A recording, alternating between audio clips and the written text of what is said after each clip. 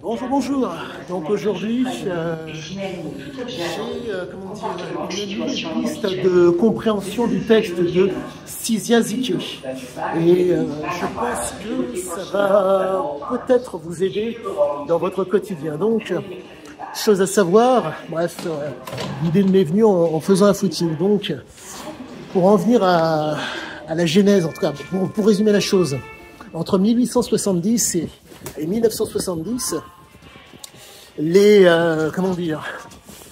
au niveau des sciences théoriques, au niveau des mises en application, et de l'application, il y a eu un essor qui a été conséquent pour que vous puissiez d'autant mieux percevoir la chose.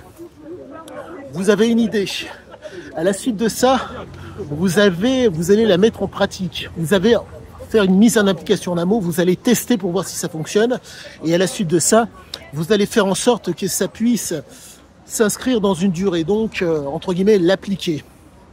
Donc d'abord c'est dur, à la suite de ça c'est susceptible d'être pénible, voire dangereux. Ce qui fait que cette espèce de triptyque dans lequel vous allez être fait que vous allez pouvoir vous inscrire dans quelque chose de qualitatif et qui va s'inscrire dans la durée. Pour résumer la chose, si je vous propose d'acheter quelque chose qui vaut, tripette, vous êtes susceptible d'accepter, mais vous savez que ça vaut tripette. Par contre, pour peu que vous vouliez vous inscrire dans quelque chose de long et de durable, vous allez, entre guillemets, investir. Donc, j'en reviens au triptyque que je vous disais. Dur, pénible et voire dangereux. Ce qui veut dire que face à une adversité, vous allez investir dans quelque chose de qualitatif. Et voilà ce qu'il en est aujourd'hui de cette espèce de petite prémisse que je perçois chez Sizia Zike. Et pour moi, j'ai l'intime conviction que Sizia était un adepte de l'application. Et j'essaie de rester entre guillemets focus pour ne pas trop digresser, mais voilà ce qu'il en est. Pour résumer la chose, vous êtes face à un homme qui n'est pas manuel pour un sou. Vous êtes face à un exploiteur. Cet exploiteur veut à tout prix que l'application vienne à fonctionner, qu'elle permette le succès et le grandiose. Donc, quand il a des personnes qui savent faire, il fait appel à ces personnes. La raison pour laquelle l'homme, entre guillemets, est écouté, voire suivi, c'est que, se donnant les attraits du succès et de la réussite, les gens suivent à tort ou à raison. Ce qui fait que vous vous retrouvez face à un homme qui, lorsqu'il y a une possibilité, lorsque le champ des possibles se présente pour le succès et les grandioses, il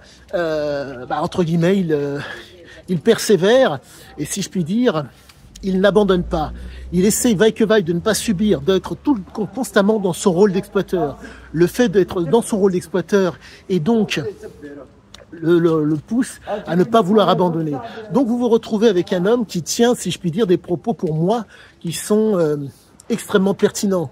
Nous ne sommes pas face à quelqu'un qui est lunaire, nous ne sommes pas face à quelqu'un qui, entre guillemets, est dans les limbes. Quoique, tout est relatif. Le fait est que quand on voit les substances qu'il prenait à tire-larigot, nombre de personnes pourraient dire que le mec était dans les limbes. Mais ce qui est très très particulier avec lui, c'est que les substances, elles influaient sur lui, mais si vous voulez, elles ne le perturbaient pas. Il y a un passage que je viens de lire dans Zike l'aventure qui est symptomatique du propos que je vous tiens. Thierry Poncet et Sam, nettement plus jeunes que Zike, soit dit en passant, étaient dans les vapes, suite après avoir mangé des champignons hallucinogènes. Et résultat, Zike, lui, n'était pas dans les vapes. C'est lui qui a conduit la voiture, c'est lui qui a ramené les mecs. Et c'est lui qui a fait en sorte que les mecs, entre guillemets, ne fassent pas trop de conneries. Il s'avère que sous psilocybine, il y a un risque de faire tout et n'importe quoi, de se jeter par la fenêtre, et j'en passe, d'agresser les gens, de faire des conneries. Donc, force est de constater pour moi que tout a l'air de se tenir par rapport à ce que je vous évoquais. Donc, j'en reviens, pardonnez-moi, je me répète, l'aspect théorique, la mise en application et l'application sont le propre des résultats, entre guillemets, en tout cas, c'est le propre de nombre de projets qui sont réalisés actuellement ou en général. Mais dans le cas de Zike, de par le fait que c'était un exploiteur à la marge, nous sommes donc face à quelqu'un qui fait le choix vaille que vaille de l'application ou de la mise en application.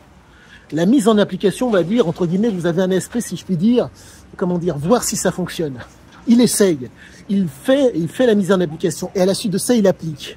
Ce qui fait que vous vous retrouvez donc avec un homme qui, lorsqu'il se retrouve dans une situation avec des professionnels qui connaissent leur domaine et qu'il vient à connaître le domaine, il y va. Et je pense ne pas être loin, quoique même pas. J'ai l'intime conviction d'être dans le vrai, car le parallèle que je fais, car au-delà de mes nombreuses lectures, ma compréhension est le fait aussi du fait d'avoir côtoyé Charles Jousseau. Quand vous côtoyez Charles Jousseau, vous avez un homme qui même pas entre guillemets, vous avez un homme qui vous parle de son vécu, qui vous montre son vécu. Et là, j'ai l'intime conviction que Ziké était vraiment je dirais peut-être de la même trempe que Jousseau, et encore. Je ne sais pas, c'est assez particulier. Aujourd'hui, pour moi, Jousseau m'instruit énormément, mais j'ai l'impression que Ziké était, je ne dirais pas moindre par rapport à Jousseau, mais c'est particulier. Compte tenu que Charles, comment vous dire, est resté sur une ligne, je dirais, d'honnêteté et de droiture, ça donne quelque chose d'assez particulier. Quand on fait le parallèle avec Ziké, on voit certaines similitudes. Ne pas subir, ne pas abandonner. Mais, à la différence, Ziké, lui, était dans l'obligation d'abandonner parce que, comme il sortait très souvent des sentiers battus, la problématique, c'est que, pour en revenir à l'adage dont je vous avais parlé au sujet de la fameuse cellule, une cellule autonome est forte. Lorsqu'elle est indépendante du réseau, elle explose. Donc, force est de constater que plus il prenait de l'ampleur, plus le risque que son affaire vienne, entre guillemets, à péricliter. Il faut comprendre que quand on est à la marge et et que ça fonctionne et que c'est susceptible d'intéresser, nombre de gens souhaitent, entre guillemets, en bénéficier. Mais quoi qu'il en soit, j'en reviens au triptyque dont je vous parlais. Pardonnez-moi, je me répète. Donc, la théorisation, la théorie si vous préférez, la mise en application, et l'application, en un mot, pour s'inscrire dans la durée.